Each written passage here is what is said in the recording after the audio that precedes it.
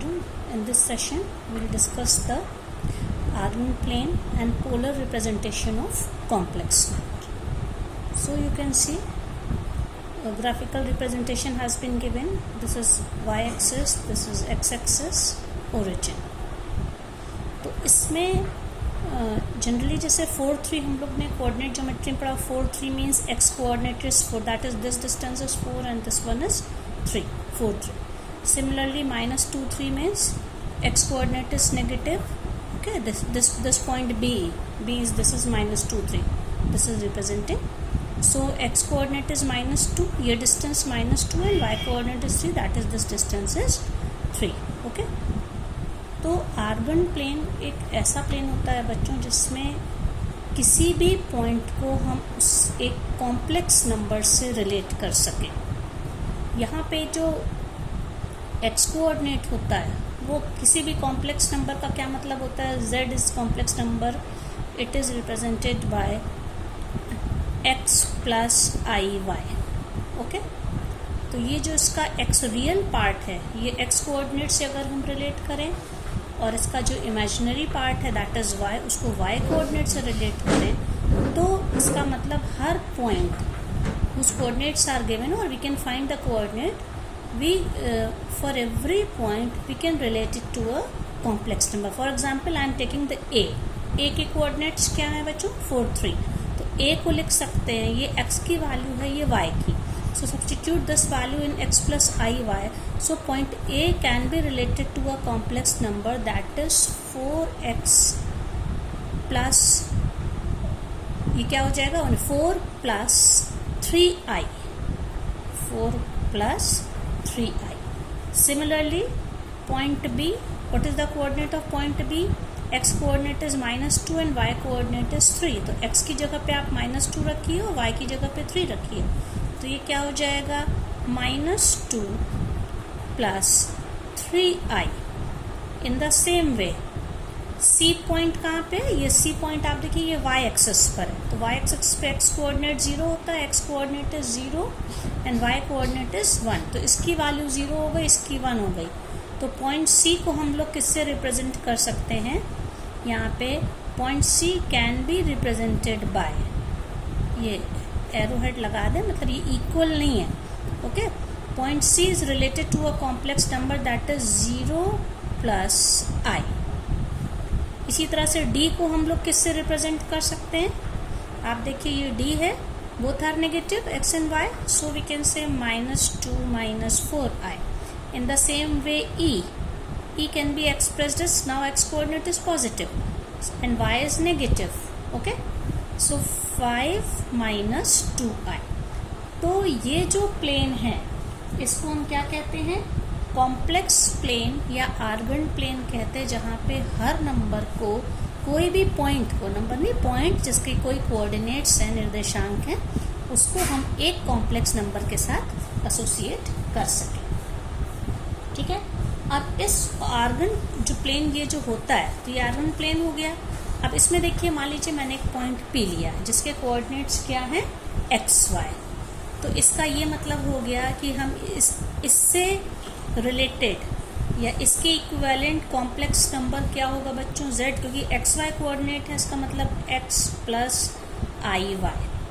अब अगर हम ये डिस्टेंस देखें, ठीक है, हम मान लीजिए मैंने ऐसे इसको कर दिया, पाइथागोरस थ्योरम अगर हम अप्लाई करेंगे तो ये बेस है, ये परपेंडिकुलर है, तो हाइपोटेन्यूज क्या हो जाएगा √x² प्लस y².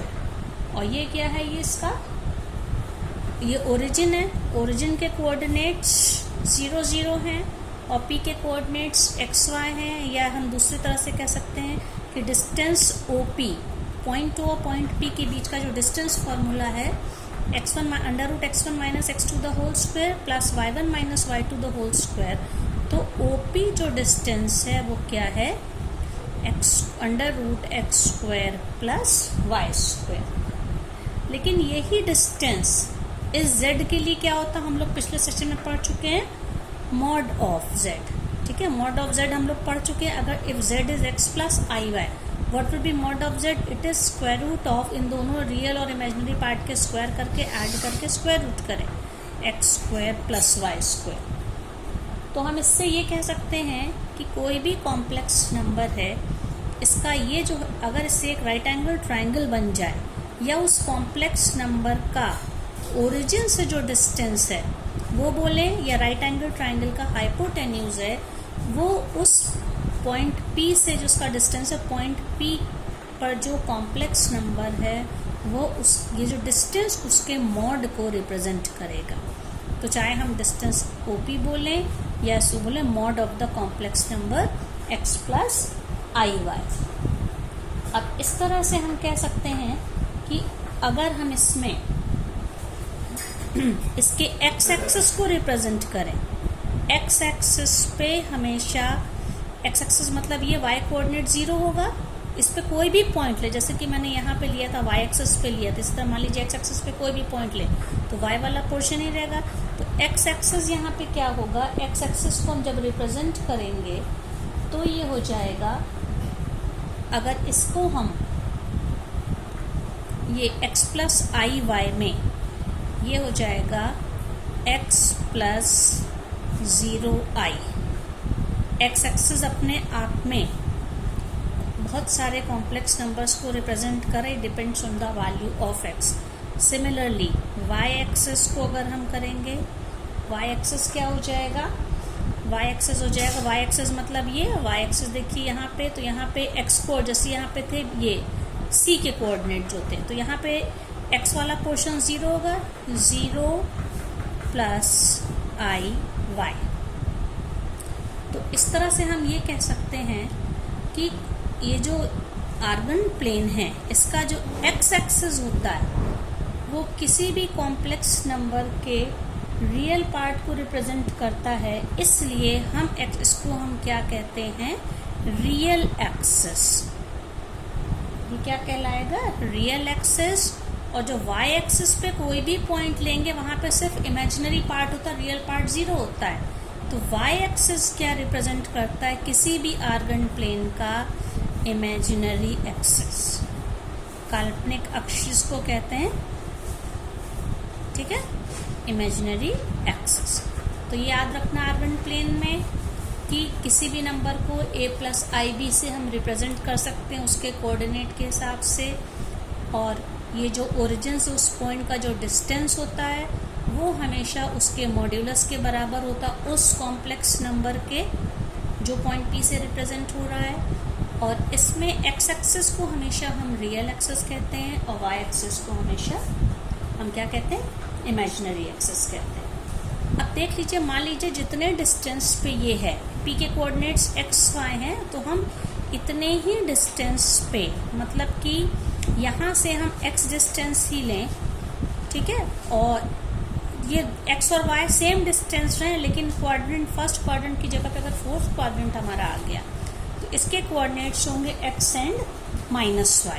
मान लीजिए ये पॉइंट Q है, ठीक है, तो Q का रिप्रेजेंटेशन क्या होगा, OQ डिस्टेंस तो वही होगा, x माइनस y या Q को हम, हमारा P का क्या था, what was complex number related to the point P के लिए क्या था, x प्लस IY, और Q के लिए क्या हो जाएगा, आप देखिए x माइनस IY।